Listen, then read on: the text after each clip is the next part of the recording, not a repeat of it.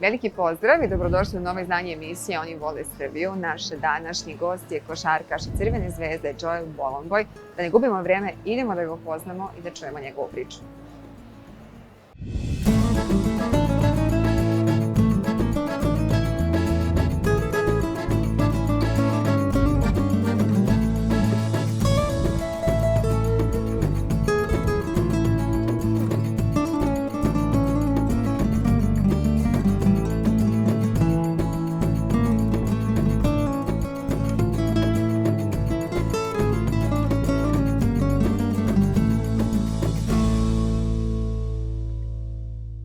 Thank you so much for being here. It's a pleasure, it's an honor, and super happy. So first off, tell me, how do you feel and how was coming back to Belgrade after it was near?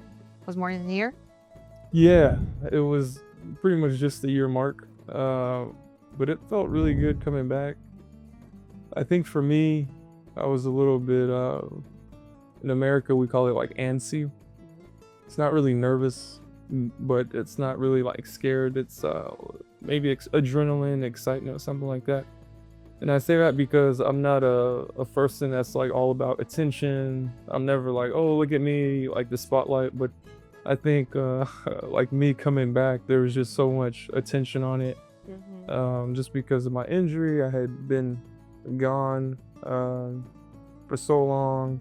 The team was playing well, but I think there was like a lot of expectations. But for me, I was just very excited to come back after this injury. The injury personally showed me a lot.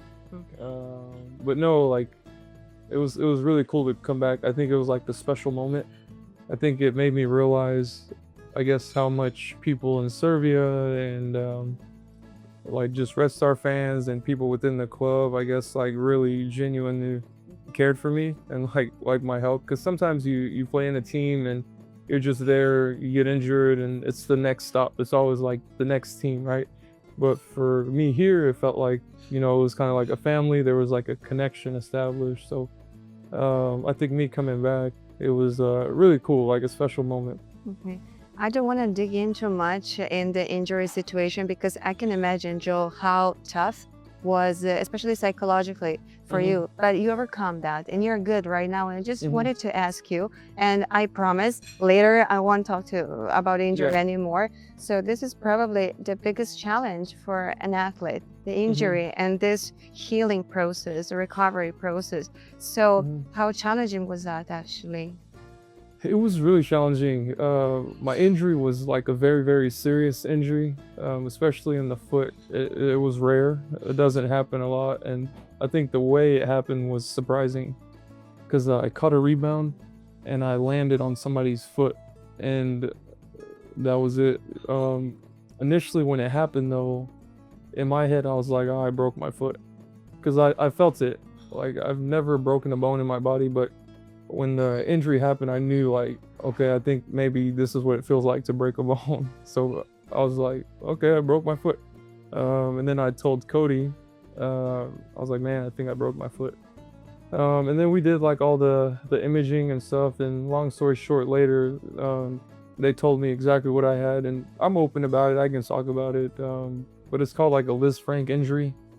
And to simplify, I pretty much dislocated a bone in my foot and broke or tore ligaments and tendons. So it for sure requires surgery. Yeah. So, yeah.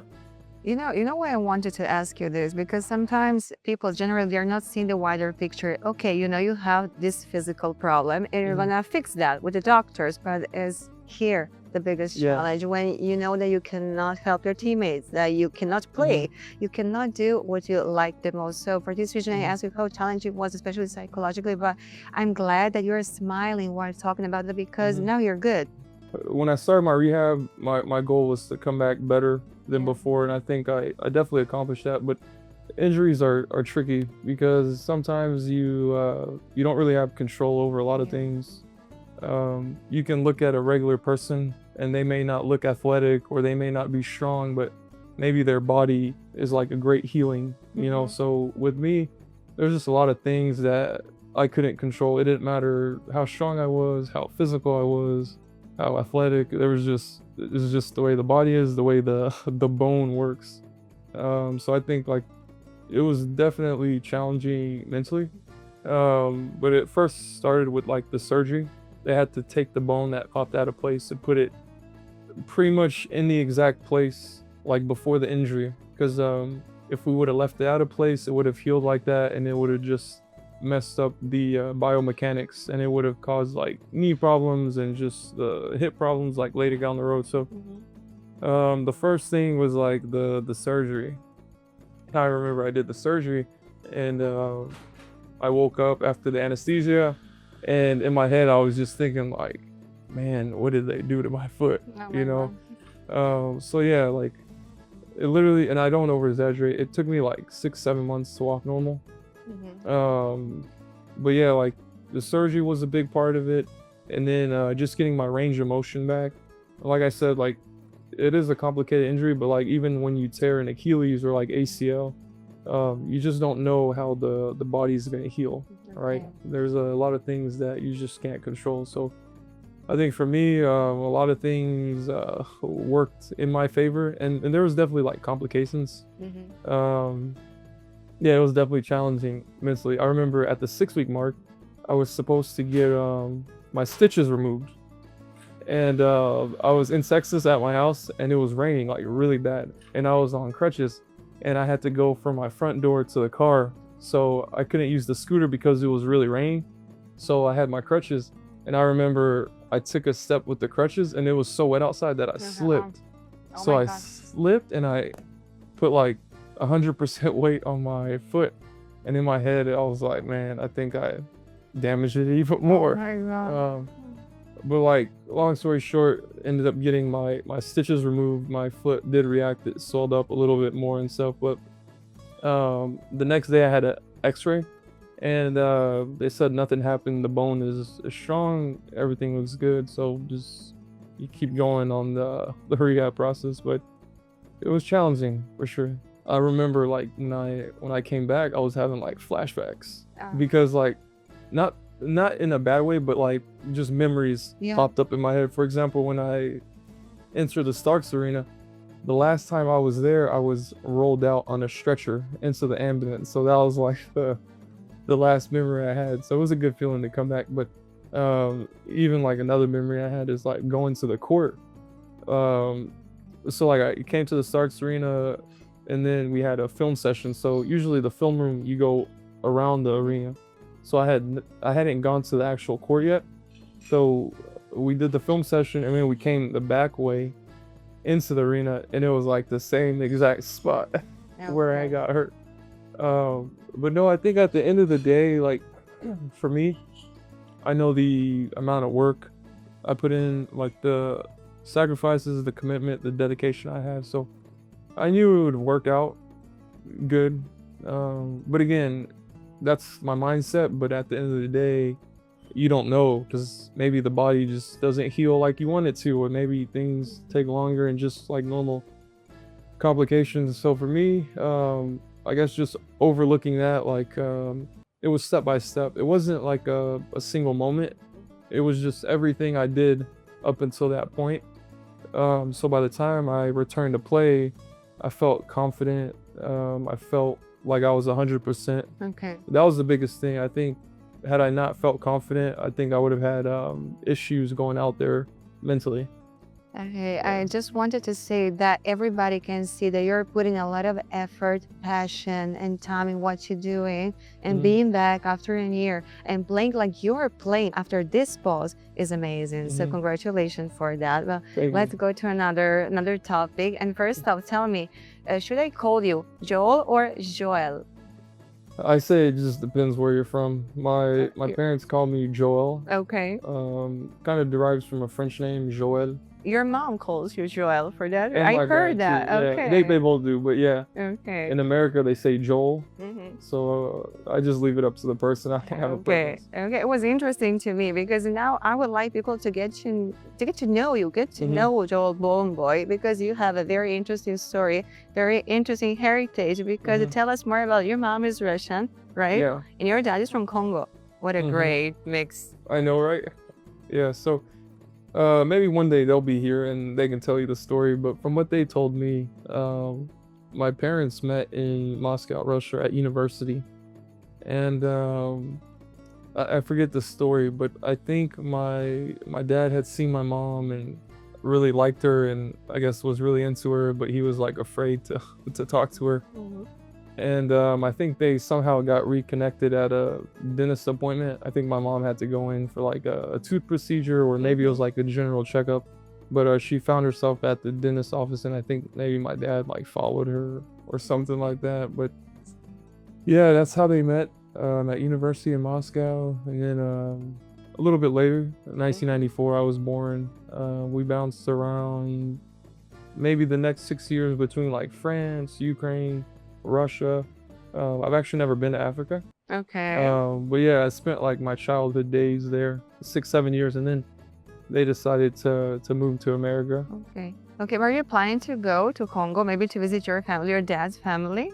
Maybe one day. My dad's side of the family, I would say a good amount of his like family, like sisters, brothers, are actually in the States. In the States. Okay. Yeah. So I've met most of them. He obviously does still have some family members back in Africa, but maybe one day, because it's, as you know, it's tough. The off season is so short. Yeah. You just have to plan it, and going to Africa is not easy. Is Tanya the name of your mom, right? It's Tanya. Right? Yes, she goes by Tanya, but it's actually Tatiana. Tatiana. Yeah. Okay. Yeah. She wanted you to be a doctor? Yes, that is very true. Yeah. Growing up, actually, I would say I was like the typical kid. I think I skateboarded, video games, did a lot of stuff outdoors. But I think her moving to America, both of my parents trying to build a life for themselves. I think at the time, what they considered, you know, a good job, good stability, all that was something in the medical industry. So she wanted me to be a doctor. Okay. And like for the longest time, that was kind of like the focus for her. But it's funny because in my mind, I knew there was like a 0% chance. Okay. Yeah. I didn't know what I wanted to be, but I knew it wasn't a doctor. And when did you understand that basketball was your your goal? I would say I started setting goals for me probably like in 7th grade, so around 12, 13. But I didn't start playing until I was also like 11, 12. Okay. Yeah. But I started playing. So in America, it's always hot outside. Yeah. And living in Texas, it's extremely hot. So the biggest sport back then was like American football, and I hated playing anything outdoors just because it was so hot. Okay, I so understand. it was one of the only sports that I liked that was indoors. Okay. So I kind of just stuck with it, and then realized I was good. I had like the basic tools, I guess, that an ideal basketball player needs: height, length, some athleticism. So I just stayed with it, and then I guess I just started to take it a little bit more serious as time went on. Yeah, I'm sure there was a moment when you fell in love with the sport. For sure, there was that moment when, okay, you started to play because you didn't want to be outdoors because it was super hot. Okay, but I'm sure that was that moment when you said, okay, I really like this. I'm going to try to make a career of this. But do you remember that moment? Yeah, I would say for me it happened like a little bit earlier on. Probably when I was closer to like 14, 15, entering high school. I was one of like the top prospects in Texas and also the whole USA. So that brought like a lot of attention to me. There was a lot of college scouts already looking at me. So I think from there, naturally, by the attention I got, it kind of made me realize like, okay, like if I take this serious, maybe I could be like a very, very good basketball player. I have the feeling that athletes are not enjoying anymore.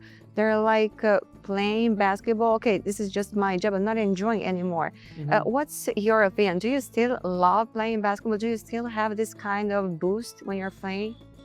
That's actually a good point. You know, a lot of people will go through that phase. They love the game. Maybe they don't love it as much. Then it becomes like up and down mentally. Then it like maybe turns into a job.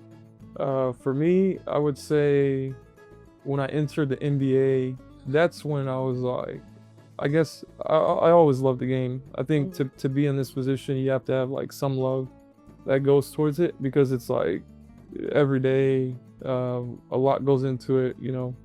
But for me, I would say the love was really there growing up, because growing up, when I started, I was just playing, not because I wanted to make money or go to the NBA. I was just playing out of like enjoying the game. Okay. So from 10, 11, 12, all the way up until like 21, I think I was just playing like off of the love of the game. I think when I entered the NBA, I got a chance to see like the other side of it, like the more business side, where maybe the love of the game isn't as much in it.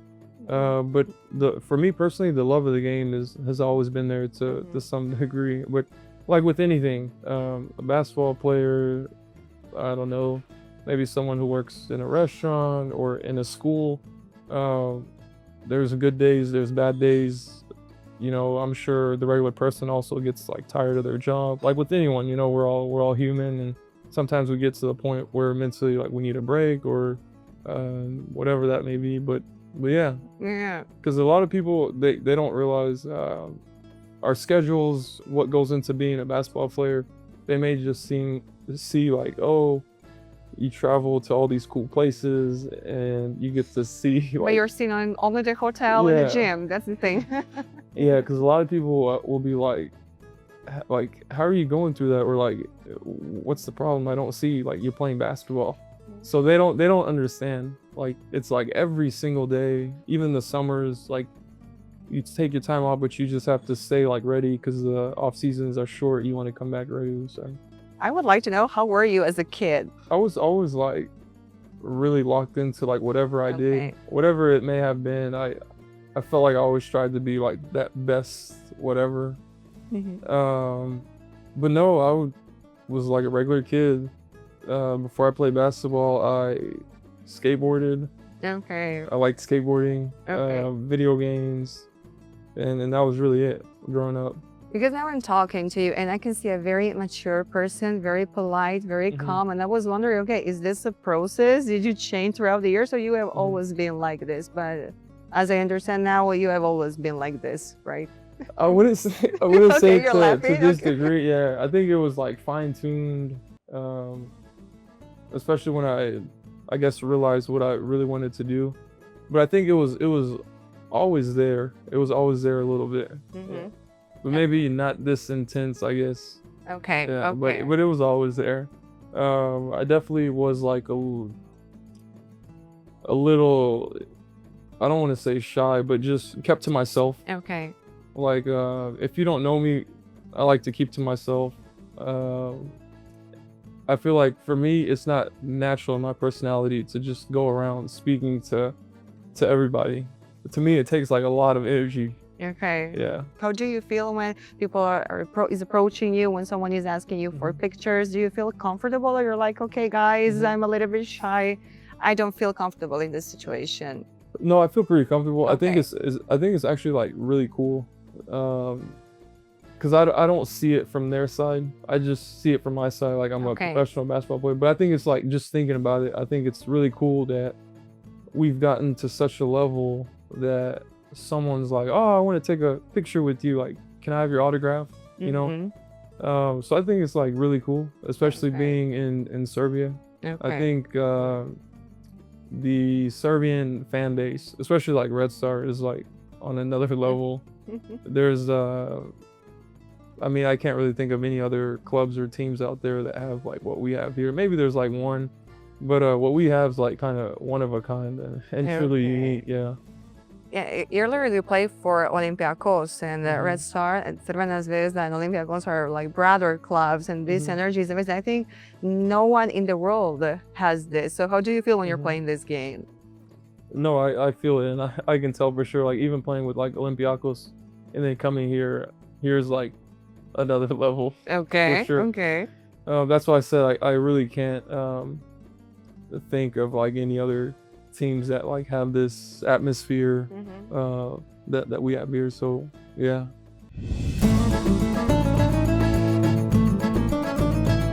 wanted to talk about the MBA. This is a very important step for you guys, and I know that every American guy is dreaming about. I mean, every basketball player, but especially American guys are dreaming about the NBA. And tell me, how do you feel now when you think about the NBA, about your experience?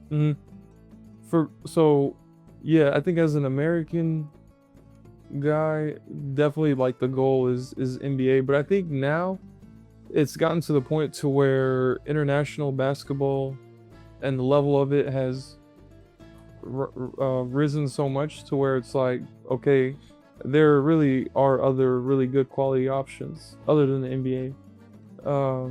For me, yeah, definitely NBA was like the goal. I actually didn't really know anything about overseas basketball or EuroLeague or anything on this side of the world until the time came. But for me, it was like make it to the NBA where like the world is over, you know? Yeah, there's scans. And actually, there's like pros and cons to the NBA and basketball overseas. But for me, my decision like to come to Europe was mainly because so I got drafted. I signed a guaranteed 2-year deal. I spent 1 season with the Utah Jazz, and then I went over to the Milwaukee Bucks. But for me, within those 2 years, I had only played like, I don't know, like 20 to 35 games. Just because like I wasn't a lottery pick, so there was really no incentive or like reason for the team to play. Because in the NBA, typically the way it works is like if you get drafted lottery or in the first round, nothing's guaranteed, but it just the likelihood of you playing is okay, you're gonna play. Like if you're a top 20 pick, 13 pick, whatever, you're gonna play. Your role is gonna be there. So for me, I wasn't drafted as high as the other people, but I still got a guaranteed deal. But I entered a situation where we were a playoff team. My position, we had all-stars and vets that had been in the NBA for like 15 years, so it was going to be really hard for me to play. So I spent like maybe the 2 years combined, about 40 games in like the G League, just to like develop. But I was still with the NBA team. So by the end of that second year, I was like, man, I just want to play basketball. Yeah. You go 2 years and you only play, like I said, 20, 35 games, NBA games. And it's just like you're just sitting and watching and waiting. I learned a lot. Don't get me wrong. I learned a lot. But I think for me personally, that was the main thing. I just felt like I wanted to play. And then if it works out to where I end up in the NBA, okay. But I felt like I did everything I could to try to make the NBA. I accomplished that goal. I was in the NBA for 2 years. Okay, I didn't play, like my NBA career wasn't like I wanted it to be, obviously, but I felt like it was maybe that time to try the next thing, whatever it was. So I took my career to Europe.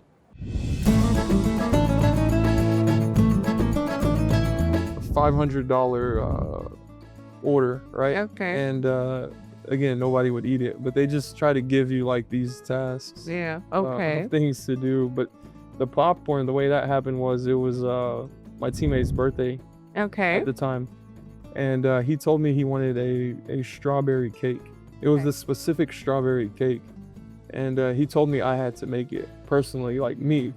Okay. Yeah, and I was with my wife still at the time, Nicole, and he was like, you can't have your wife make it, like you have to make it. And like for us basketball players, when you tell us that, we're like, oh, we're just gonna have someone else do it, you know? So long story short, first I thought he was joking. Okay. So when his birthday came, there was no cake. You didn't even try to make it? Okay. I thought he was maybe joking. Okay. Because it's like a rookie thing, you know. Okay. So okay. A part of me didn't think he was serious. So his birthday came, there was no cake. So some of the other veterans guys, they were like, we're gonna get you, Rook.